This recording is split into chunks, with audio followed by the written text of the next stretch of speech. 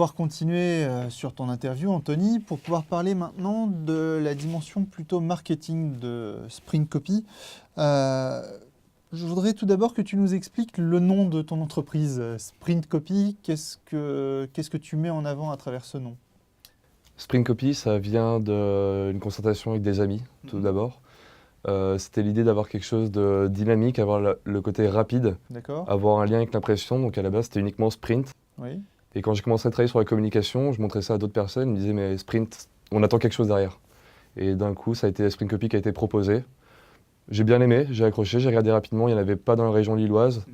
Il y en avait un en Belgique et un à Paris, mais pour l'instant, ça ne me gênait pas du tout. D'accord. Donc je me suis dit en avant par là-dessus. D'accord. Donc en fait, combinaison de speed et print, C'est ça. j'imagine. Et puis copy pour vraiment bien comprendre la... La copie sert uniquement à comprendre l'intérêt du service. D'accord. Ok. Quelle est ta cible à l'heure actuelle? Est-ce que tu pourrais nous expliquer la cible principale que tu as? Aujourd'hui, je suis 100% étudiant. C'est-à-dire que le service est pensé pour les étudiants, le retour vient des étudiants D'accord. et les avancées sont faites uniquement selon leurs besoins.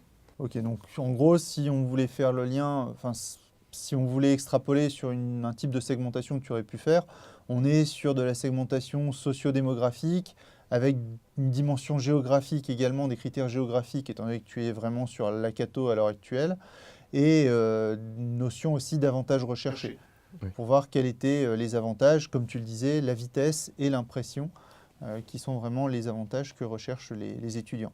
Avec en plus, j'imagine, le coût moindre aussi. Oui.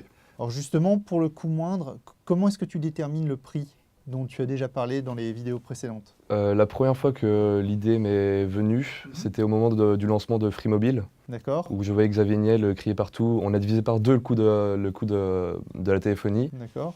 Et pour faire le calcul de ma rentabilité, je me suis dit, bah, et si on prenait le prix de mon principal concurrent et que je l'ai divisé par 2, est-ce que je pourrais m'en sortir? Et je me suis rendu compte que ça tenait et que l'idée de pouvoir diviser par 2, on atteignait à mes yeux un prix qui était juste. C'est vraiment la notion de prix juste pour un besoin. Et c'est ainsi que ça a été calculé. C'était pas basé sur mes coûts, ça n'a pas été basé sur la concurrence, c'était vraiment une notion de justesse dans le prix. D'accord. Donc prix juste, c'est-à-dire par rapport aux étudiants, ce qu'ils peuvent se permettre de payer, c'est ce que tu veux dire par là? Tout à fait, c'était par rapport aux étudiants, c'est combien est-ce que moi j'aurais été prêt à payer pour ça. J'ai pas envie, quand je donne le dossier à un étudiant, le voir devoir saigner son compte en banque à chaque fois. J'ai envie que ce soit quelque chose qui profite à tout le monde. D'accord. J'y gagne en tant qu'entreprise, j'ai envie que l'étudiant y gagne également et économise de l'argent. Je suis étudiant avant d'être auto-entrepreneur. D'accord. Mais dans ce cas-là, est-ce que tu as procédé quand même à une analyse de tes coûts quand tu as dû déterminer ton prix? Ou est-ce que tu t'es dit, voilà, je considère que mon concurrent me facture à moi en tant qu'utilisateur tant à l'heure actuelle, je prends le temps, je divise par 2 et c'est tout? Non, c'est calculé aussi par rapport au coût, c'est-à-dire que quand j'ai les machines, il y a les données constructeurs sur le coût à la page, il y a les tests qui sont faits par différents organismes pour vérifier ce coût à la page. Donc j'étais parti là-dessus, j'avais prévu une marge de 25% en supplément, D'accord, parce que je ne fais pas forcément confiance aux données constructeurs, d'accord, et j'étais parti là-dessus. d'accord. Donc une marge sur les volumes de pages à la minute, par exemple. C'est ça, et je savais très bien que c'était inutile de comparer mon prix avec la concurrence, parce qu'on a une structure de coût qui est totalement différente. D'accord, Je n'ai pas d'enseigne, je n'ai pas 5 imprimantes, j'ai pas 2 salariés, j'ai pas 10 ordinateurs à échanger tous les 3 ans. Donc je savais qu'au final notre prix n'était pas vraiment comparable. Et en termes de marge, je pense que je suis similaire à eux. ton nom, donc on a parlé de la création du nom Sprint Copy. Quelle est l'image que tu essayes de promouvoir à travers ce nom et plus largement même, quelle est l'image que tu veux mettre en avant de Sprint Copy? Pour moi, c'est 2 mots, c'est étudiant et sérieux. Ça veut dire que c'est un projet qui est proche des étudiants, proche de ses utilisateurs, Oui, parce que c'est à eux que ça profite, et je suis également étudiant, mais à la fois le côté sérieux, le côté fiable. Il faut que la personne, quand elle envoie son dossier à 2 h du matin, qu'elle n'ait aucun doute sur le fait qu'elle puisse le récupérer le lendemain matin à 8 h. d'accord. Donc c'est 2 éléments que je dois absolument pas oublier. Le côté étudiant, c'est parce que ma cible est étudiante, donc je dois communiquer dans un langage qu'elle comprend. Mais le côté sérieux est très important, parce qu'on parle de rendu de dossier, il y a des notes, il y a une validation du cursus qui est en jeu. On ne peut pas jouer avec ça. D'accord. Alors, ça m'amène une question qui est certes un peu déconnectée du marketing, encore que, puisqu'on rejoint la qualité de service. Par rapport à ton process, imaginons qu'un étudiant t'envoie un document à 3 h du mat. Comment est-ce que tu gères ce genre de choses? Est-ce que tu as des délais qui sont annoncés sur le site? Est-ce que les étudiants doivent t'envoyer le document avant une certaine heure pour être sûr d'être livré le lendemain? Comment est-ce que ça se passe? Alors initialement, je disais je suis disponible quand je suis disponible. Sauf que je me suis rendu compte que les étudiants, pour eux, ça veut dire je ne suis jamais disponible. D'accord, c'est je ne suis jamais disponible et non pas je suis toujours disponible. C'est comme ça en tout cas que les étudiants le comprenaient. C'est le D'accord, retour que j'avais, parce qu'on me demandait toujours est-ce que tu es disponible à 22 heures, alors que pour moi c'était évident. Donc j'ai changé, aujourd'hui je dis que je suis disponible jusqu'à 2 heures du matin. d'accord, Tout dossier envoyé avant 2 heures du matin est imprimé pour le lendemain matin, à 8 heures. Donc pour moi il y a deux solutions, soit je me couche tard, ce qui correspond à 90% du temps, soit je me lève tôt. Dans ce cas-là, il suffit de me réveiller une demi-heure avant l'heure habituelle et j'imprime les commandes tombées pendant la nuit. d'accord, Donc il n'y a pas de problème, l'étudiant, il peut l'envoyer à n'importe quel moment, même en théorie après 2 heures du matin, mais je préfère ne pas le garantir. Je d'accord, garantis jusqu'à 2 heures. d'accord, Et souvent, ça va bien au-delà. d'accord.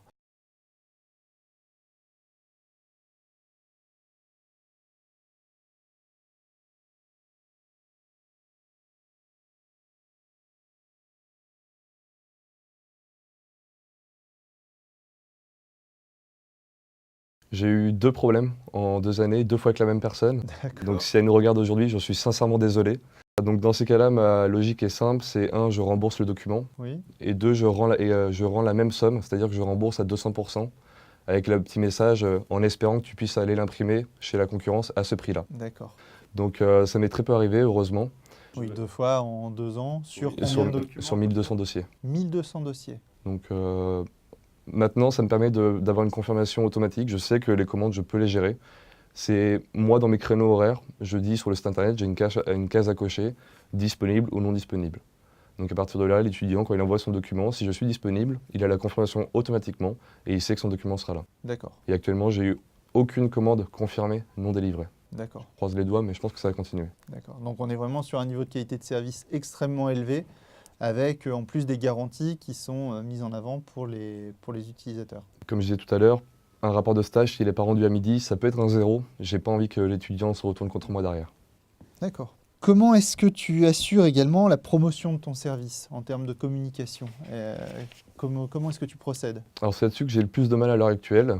Donc c'est à la fois des vidéos, des affiches et une communication sur les réseaux sociaux. D'accord. Pourquoi est-ce que tu dis que tu as le plus de mal? Parce que, a priori, quand on entend les étudiants, enfin, la communication semble très simple pour eux. C'est on va faire une page Facebook, on va faire des vidéos qu'on va mettre sur YouTube et allez, on va imprimer des flyers. Et voilà, la communication, elle est faite, donc c'est très facile. Concrètement, on se rend compte que c'est quand même beaucoup plus compliqué et que ça nécessite des compétences peut-être assez spécifiques. Est-ce que tu pourrais en parler? Je vais prendre que 2 exemples. Ouais. Les vidéos. J'ai fait une première vidéo dont j'étais assez fier. J'en ai fait une deuxième en me disant ça va être pareil, ça va très bien marcher aussi. Sauf que la deuxième était, je peux le dire maintenant, nulle, à mes yeux en tout cas. C'est-à-dire qu'il n'y avait pas le bon message. On se rend compte que faire une vidéo, c'est pas offert à tout le monde ne sait pas le faire. Il y a des plans à prendre, il y a une manière de raconter une histoire. Donc ça, c'est un premier cas, c'est pas si facile qu'on le pense. Et par rapport à Facebook, c'est Facebook, pour le coup, qui est un peu plus méchant, qui comprend bien au bout d'un moment que quand une page commence à tourner et que la page a 10 mois d'existence, bah, il commence à choisir ou à réduire le nombre de personnes qui vont voir les publications. Donc là, il y a 2 possibilités. Soit on paye pour être mieux vu, soit on fait une meilleure communication qui va mieux toucher les étudiants. D'accord. Donc ça, c'était une chose que j'ai pas assez gérée au cours de la deuxième année d'activité.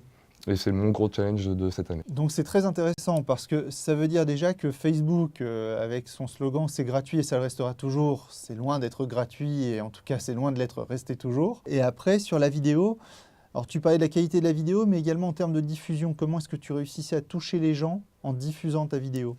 Alors actuellement, j'avais la chance d'être au sein de mon école, là où j'avais plus de 90% des utilisateurs. D'accord? Donc c'était publication sur YouTube. On relie la vidéo sur la page de Spring Copy et on demande aux associations de l'école s'ils peuvent relayer le message. Et très souvent, ils répondent présents pour nous soutenir. D'accord. Que ce soit l'école, qui a d'ailleurs également relayé le message. Et là, en passant à l'échelle de l'ensemble de l'université catholique? Là, je vais être obligé de financer ma première publicité sur Facebook. D'accord. Donc c'est un budget qui est inférieur à 30 €. Donc c'est quelque chose de très raisonnable. Pour une durée de combien de temps? C'est un nombre de personnes atteintes. Et il me semble un nombre de clics sur la publicité. Je ne vais pas rentrer exactement dans le détail pour ne pas dire n'importe quoi, mais ça me permet de cibler d'un point de vue géographique, d'un point de vue âge de la personne. Donc je sais qui est-ce que je vais atteindre. Et alors, ce sont les petits messages publicitaires qui apparaissent sur le côté sur Facebook, c'est cela? Non, c'est directement au sein du fil d'actualité. C'est comme un message classique de ma part. D'accord, Il y aura juste marqué dessus sponsorisé. d'accord, Et ainsi, je suis sûr que 100% des gens recevront le message. d'accord.